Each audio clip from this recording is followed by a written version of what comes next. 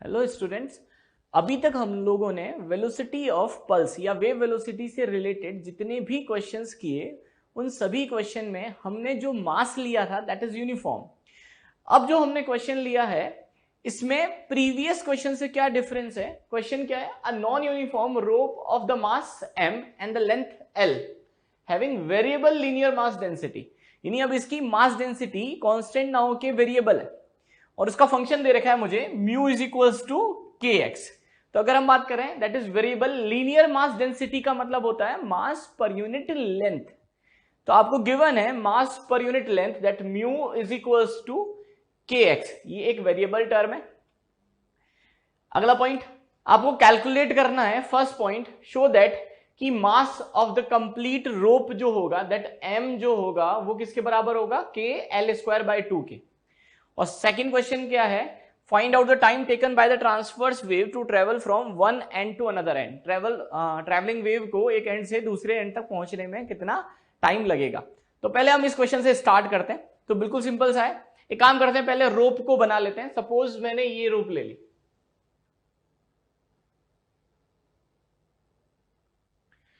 अब मुझे इस रोप का कंप्लीट मास अगर कैलकुलेट करना है तो मैं मान सकता हूं कि अगर ये एक रोप है, क्योंकि मास नॉन यूनिफॉर्मली डिस्ट्रीब्यूटेड है, तो हमें क्या करना पड़ेगा? सबसे पहले एक इसका एलिमेंट लेना पड़ेगा, उसका मास निकालना पड़ेगा और फिर हमें उस एलिमेंट को इंटीग्रेट करना पड़ेगा कंप्लीट मास निकालने के लिए। तो मान लेते हैं यहां से x डिस्टेंस पे जाके मैंने एक स्मॉल एलिमेंट ले लिया जिसकी लेंथ हो गई dx। तो dx क्या हो गया? एक तरह से dx is length, elementary length. Clear है? मान लेते हैं इस एलिमेंट का मास हो गया dm। तो मास कैसे निकालेंगे हम? अगर मैं लीनियर मास डेंसिटी को एलिमेंट की लेंथ से मल्टीप्लाई कर दूं, क्योंकि ये मास पर यूनिट लेंथ है, लेंथ से मल्टीप्लाई कर दोगे तो आपके पास मास आ जाएगा। तो अगर मैं लीनियर मास डेंसिटी को एलिमेंट की लेंथ से मल्टीप्लाई कर दूंगा तो मेरे पास एलिमेंट का मास आ जाएगा। तो dm is equal to mu into D X. अब आते हैं म्यू पर। म्यू कितना दे रखा है? म्यू दे रखा है आपको k into x into D x, that is dm। और अगर मैं इसको इंटीग्रेट कर दूं, x की लिमिट कहां से स्टार्ट होगी? x is equal to 0, rod का ये वाला एंड, और x equal to l, rod का अदर एंड हो गया। तो लिमिट पुट करें that is x equal to 0 से x is equal to l तक। इंटीग्रेशन ऑफ dm, अगर मैं एलिमेंट्री मास को इंटीग्रेट करूंगा तो मेरे पास कंप्लीट मास आ जाएगा that is capital M is equal to k constant है तो बाहर आ जाएगा x into D x, x का इंटीग्रेशन एक्स स्क्वायर बाय 2, तो ये आ जाएगा आपके पास एक्स स्क्वायर बाय 2। लिमिट आएगी 0 से l, that is equal to k, upper limit l, lower limit 0, तो l पुट करोगे तो ये बनेगा l square by 2 minus 0 put करोगे तो बनेगा 0 स्क्वायर बाय 2, और यहां से सॉल्व करोगे तो ये आपके पास आएगा that is k l square by 2।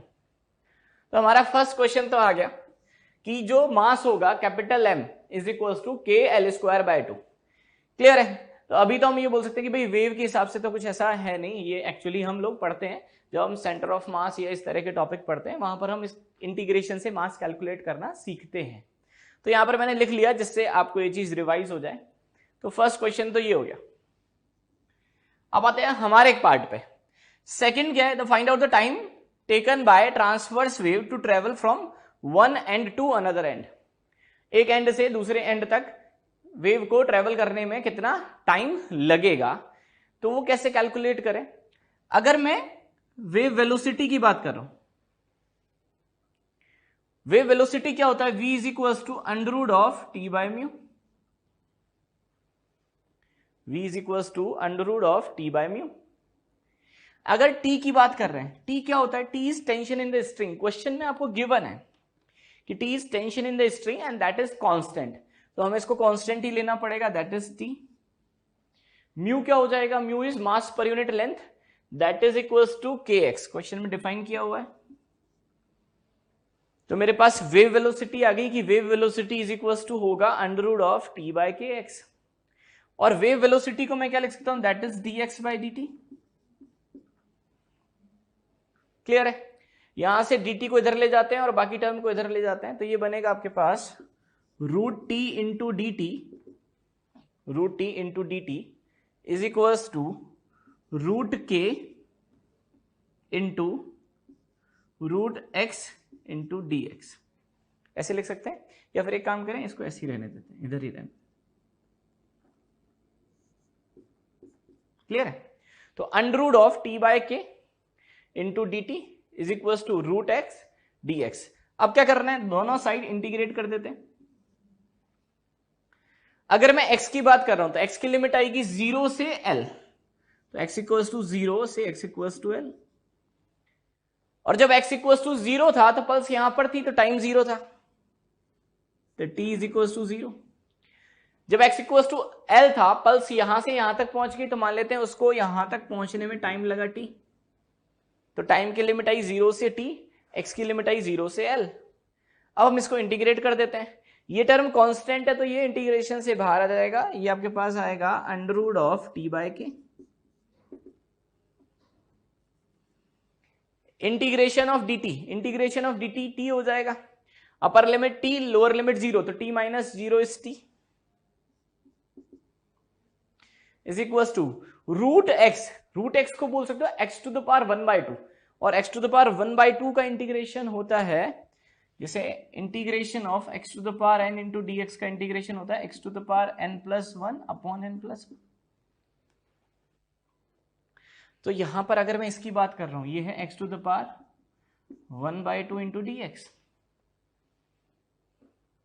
तो अगर मुझे इसको इंटीग्रेट करना है तो ये आएगा x to the power 1/2 plus 1 upon 1/2 plus 1, है ना, n की जगह 1/2 हो गया, तो x to the power 1/2 plus 1 upon 1/2 plus 1, ये बनेगा x to the power 3/2, that is x to the power 3/2 upon 3/2।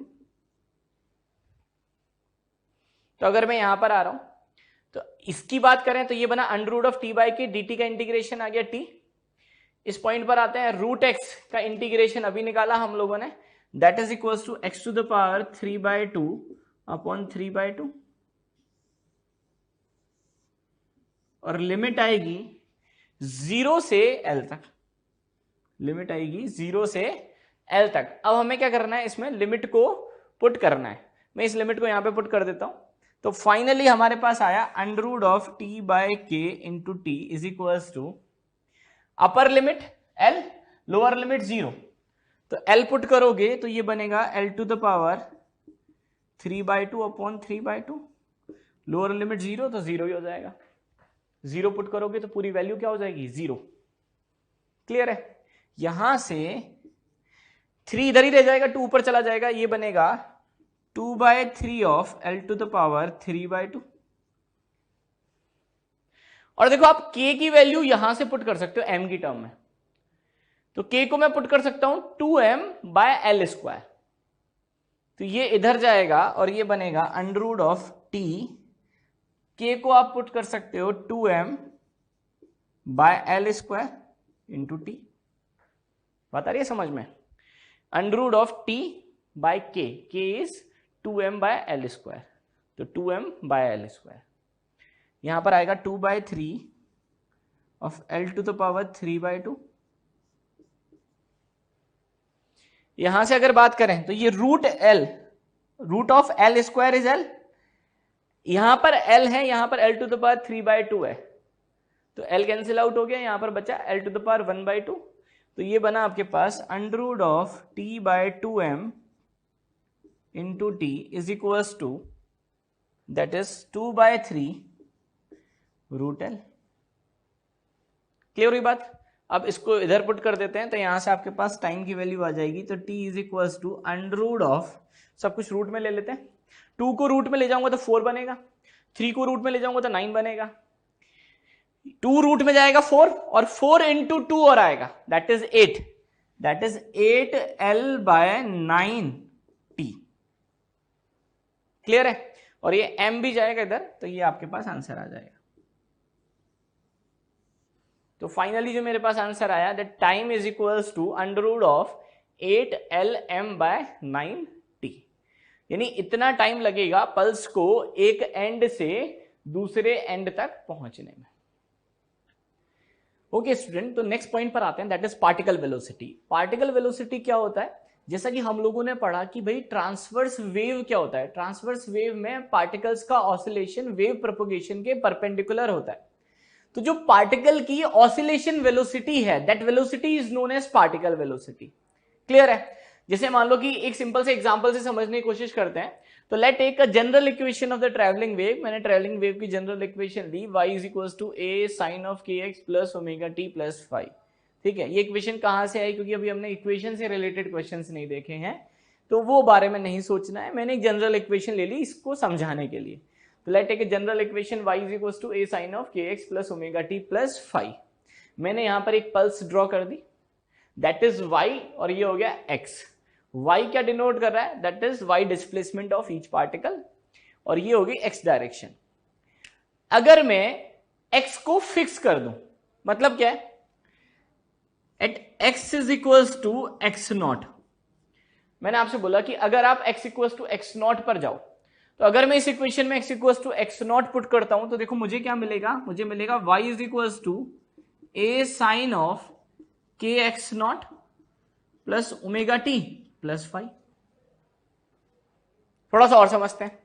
अगर मैंने बोला कि x equals to x naught पर ये y क्या मिल रहा होगा, तो यहां से मान लेते हैं ये x इक्वल्स टू 0 है, तो x equals to x naught पर गए, मान लेते हैं x नॉट है, तो x equals to x naught पर y ये होगा। यानी जब मैं x इक्वल्स टू 0 से x equals to x naught पर पहुंचा, तो मुझे ये वाला पार्टिकल मिला। तो ये y क्या देगा? y देगा डिस्प्लेसमेंट या vertical displacement of this particle that present at x equals to x naught. तो y क्या दे रहा है? y is displacement of particle present at x is equals to x naught at instant t। Clear है? यानी एक तरह से अगर मैंने यहां पे x equals to x naught put कर दिया, जैसे मान लो x नॉट कुछ भी हो सकता है, 1 2 3 4 कुछ भी हो गया, मान लो x equals to x naught put कर दिया, तो ये तो एक कांस्टेंट टर्म हो गई। अब x की वैल्यू पुट कर दी हमने, ये कांस्टेंट है, तो एक तरह से देखो ये कैसा बन गया, y is equals to a sine of, ये कांस्टेंट है, इसको थीटा मान लेता हूं, तो y is equal to a sine of omega T plus theta. तो ये किसकी इक्वेशन आ गई? ये इक्वेशन आ गई SHM की इक्वेशन। तो मैं ये बोल सकता हूं कि जब मैं पोजीशन को फिक्स कर दूंगा at x equals to x naught, तो जो मुझे y मिलेगा वो y क्या देता है? वो y मुझे SHM की इक्वेशन मिलती है उस पार्टिकल की जो x equals to x naught पे प्रेजेंट है। अगर ये पार्टिकल वेव की प्रोपगेशन के परपेंडिकुलर डायरेक्शन में ऑसिलेट कर रहा है, तो मुझे ये ऑसिलेशन की इक्वेशन दे रहा है, SHM की इक्वेशन प्रोवाइड कर रहा है। तो y is equals to a sine of के x naught plus omega T plus phi, this will be equation of SHM of particle present at x equals to x naught. Clear हुई बात यहां तक? हम इसको ये भी प्रूव कर सकते हैं कि ये जो पार्टिकल है वो SHM परफॉर्म कर रहा है। कैसे? एक काम करते हैं, इसको डिफरेंशिएट करते हैं विद रिस्पेक्ट टू टाइम। अगर मैं इसको डिफरेंशिएट करूं विद रिस्पेक्ट टू टाइम, तो मेरे पास आएगा dy by D T is equals to a constant है, साइन का डिफरेंशिएशन कॉस, तो ये बनेगा कॉस ऑफ के x naught plus omega T plus phi. तो पहले तो इस कंप्लीट का डिफरेंशिएशन किया, अब चेन रूल से इनटू इसके अंदर वाली टर्म का डिफरेंशिएशन करेंगे। कांस्टेंट है, कांस्टेंट का डिफरेंशिएशन 0, कांस्टेंट का डिफरेंशिएशन 0, ओमेगा टी टाइम के रेस्पेक्ट में कर रहे हो तो कितना बचा? ओमेगा, तो इनटू ओमेगा, इंटू ओमेगा। तो ये आपके पास आया ए ओमेगा कॉस ऑफ के x naught plus omega T plus five. Clear है? That is dy by dt। अब अगर मैं इसको एक और बार डिफरेंशिएट करूं तो देखो dy बाई dt है क्या? The rate of change of y displacement with respect to time. और जैसे जैसे ये पार्टिकल एसएचएम परफॉर्म करेगा, यानी ये पल्स ऊपर या नीचे शिफ्ट होगी, तो हम बोल सकते हैं dy बाई dt ही क्या है? That is particle velocity. तो dy by dt is known as particle velocity. अगर मैं इसको एक और बार डिफरेंशिएट करूं तो मुझे एक्सेलरेशन मिल जाएगा। तो अगर मैं टाइम के रिस्पेक्ट में एक और बार डिफरेंशिएट करूंगा तो d square y upon d t square is equals to a omega, cos का डिफरेंशिएशन माइनस साइन, तो माइनस ऑफ साइन के x naught plus omega T plus five. पहले तो कंप्लीट का डिफरेंशिएशन, फिर इसका डिफरेंशिएशन करोगे तो कांस्टेंट का तो जीरो और ओमेगा टी का ओमेगा, तो इनटू ओमेगा। तो ये आपके पास बनेगा माइनस का A omega square sine of के x naught plus omega T plus five. अब देखो आपको खुद ही समझ में आ जाएगा, ए साइन ऑफ के X plus omega T plus five, A sine of के X plus omega T plus five किसके बराबर है? That is equal to Y. तो यहां पर अगर मैं पुट करूंगा तो ये मेरे पास आया A Y, that is acceleration in Y direction, is equals to minus of omega square into y, a sin of kx naught plus omega t plus phi, that is equals to y। और हम बोल सकते हैं क्योंकि यहां पे acceleration is directly proportional to minus of y, हम यही तो बोलते हैं, if acceleration directly proportional to minus of x, x का मतलब होता है displacement from the mean position. Same चीज यहां पर है, if acceleration directly proportional to minus of y, तो हम बोल सकते हैं ये जो पार्टिकल है वो कैसा मोशन परफॉर्म कर रहा है? That performing SHM, means particle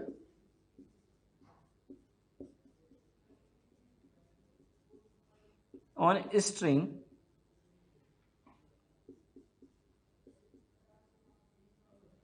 performing SHM. और अगर पार्टिकल एसएचएम परफॉर्म कर रहा है तो हम एसएचएम की सारी इक्वेशंस लिख सकते हैं, यूज कर सकते हैं। जैसे अगर हम एसएचएम की बात कर रहे हैं तो एसएचएम में हमने वेलोसिटी ऑफ द पार्टिकल का एक फॉर्मूला पढ़ा था, v इज इक्वल टू होता है omega under root of A square minus x square. वहां एक्स यूज करते थे क्योंकि एक्स डायरेक्शन में डिस्प्लेसमेंट हो रहा था, यहां पर वाई डायरेक्शन में हो रहा है इसलिए मैंने वाई लिखा है। तो v is equal to omega under root of A square minus Y square, ये भी क्या हो जाएगा? That is velocity of particle. A क्या हो जाएगा? एम्पलीट्यूड, y हो जाएगा displacement from the mean position, omega हो जाएगा एंगुलर फ्रीक्वेंसी।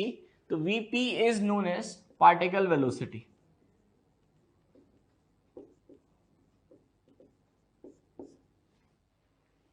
क्लियर है?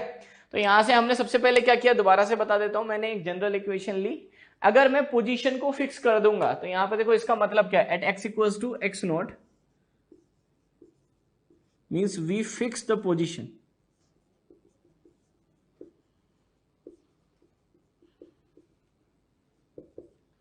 तो अगर मैं पोजीशन को फिक्स कर दूंगा यानी मैं एक्स नॉट पे पहुंच गया तो मुझे ये वाला पार्टिकल दिखाई देगा और क्या करता हुआ दिखाई देगा? एसएचएम करता हुआ दिखाई देगा।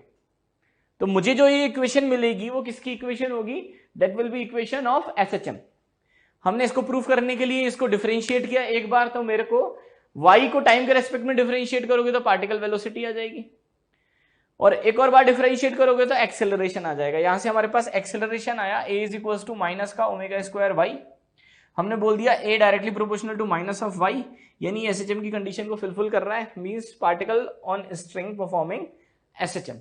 ये एसएचएम परफॉर्म कर रहा है, तो हम एसएचएम की इक्वेशंस को भी यूज कर सकते हैं। तो इसी तरह से मैंने वेलोसिटी का फॉर्मूला भी लिख लिया, v is equal to omega under root of A square minus Y square. तो हम इस फॉर्मूले को भी यूज कर सकते हैं।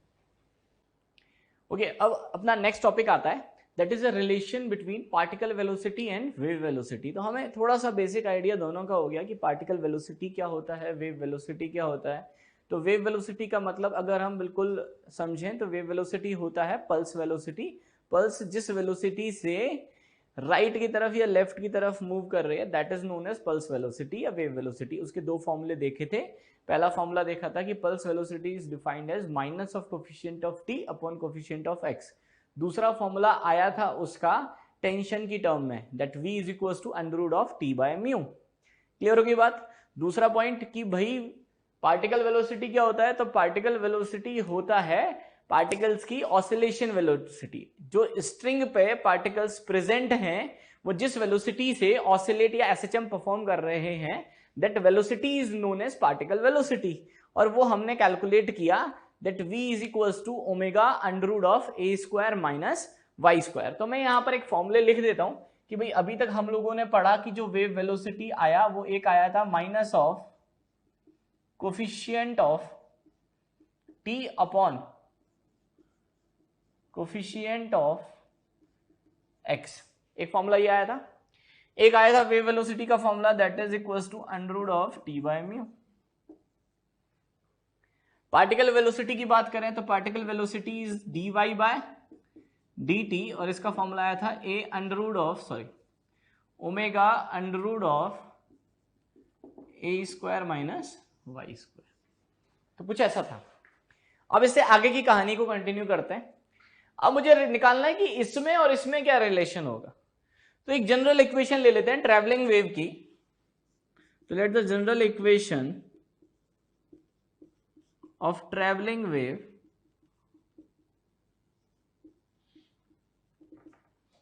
मैंने ले लिया that y is equals to function of a x plus b t. Clear है, ऐसे ले लिया y is equals to f of a x plus b t. X और टी में रिलेशन कैसा है, लीनियर है, वेल डिफाइंड है। तो ये जनरल इक्वेशन हो जाएगा ट्रैवलिंग वेव का। पहले क्या करते हैं, एक काम करते हैं, इसको टाइम के रेस्पेक्ट में डिफरेंशिएट करते हैं एक्स को कांस्टेंट मान के। तो if we differentiate with respect to time, तो आपके पास आएगा dy by dt is equals to, इसको डिफरेंशिएट करें तो ये मान लेते हैं f dash of a x plus b t, ये इसका डिफरेंशिएशन हो गया, इनटू अगर मैं इसको डिफरेंशिएट करूं, मैंने किसके रेस्पेक्ट में डिफरेंशिएट किया, टाइम के।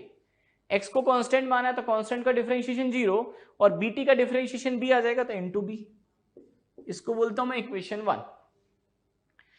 अब मैं दूसरी बार कर रहा हूं, if we differentiate with respect to x, with respect to x, बिल्कुल। इस केस में हम टाइम को कांस्टेंट मान रहे हैं और पोजीशन के रेस्पेक्ट में, एक्स के रेस्पेक्ट में डिफरेंशिएट कर रहे हैं, तो मेरे पास dy बाई डी एक्स आ जाएगा। तो ये बनेगा f dash of a x plus b t into x के रेस्पेक्ट में डिफरेंशिएट कर रहे हो तो यहां से आ जाएगा a और bt का डिफरेंशिएशन 0, तो ये आ जाएगा a। That is equation second. अगर मैं दोनों को डिवाइड कर दूं तो इक्वेशन 1 डिवाइडेड बाय इक्वेशन 2, तो यहां से आपके पास आएगा, अगर आप डिवाइड करोगे तो देखो ये वाली टर्म इससे कैंसिल आउट हो जाएगी, तो ये बनेगा आपके पास dy by D t upon dy by d x is equals to b by, इसको दूसरी साइड ले जाते हैं तो यहां से आपके पास आया dy by D T is equals to b by a into dy by d x. Clear है। अब देखो हमारा आंसर आ चुका है। dy बाय डी टी होता क्या है, dy by D T is particle velocity, तो that is particle velocity is equals to, अगर मैं b बाय ए निकालूं तो b किसका कोफिशिएंट है, देखोगे t का, a किसका कोफिशिएंट है, x का। तो अगर मैं आपसे वेव वेलोसिटी लिखने को बोलता इस केस में, तो आप लिखते minus of coefficient of t, coefficient of t is b upon coefficient of x is a, तो that is b by a। तो अगर मैं यहां से b बाय a कैलकुलेट कर रहा हूं तो b बाय a अगर आप कैलकुलेट करोगे that is equals to minus of vw, that is minus of vw into dy by d x. Clear है। तो यहां से मेरे पास रिलेशन आ गया पार्टिकल वेलोसिटी और वेव वेलोसिटी में, कि particle velocity is equals to minus of wave velocity into dy by dx. तो where vp is denote as particle velocity,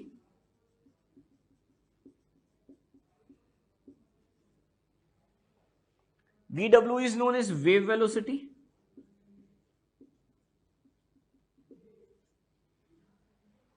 और dy by dx क्या बोल सकता हूं, अगर मान लो ये पल्स अगर हम ड्रॉ करें, that is y, that is x, तो मैं बोल सकता हूं क्या, ये जो पल्स की जो शेप आ रही है ये उसकी स्लोप को रिप्रेजेंट कर रहा है. तो dy by dx represent the slope of the pulse. तो यहां पर अगर हम बात करें dy by dx की, that represent slope of the curve. तो बहुत इंपॉर्टेंट फॉर्मूला है. तो हम बोल सकते हैं vp that is a particle velocity is equal to minus of wave velocity into dy by dx होता है.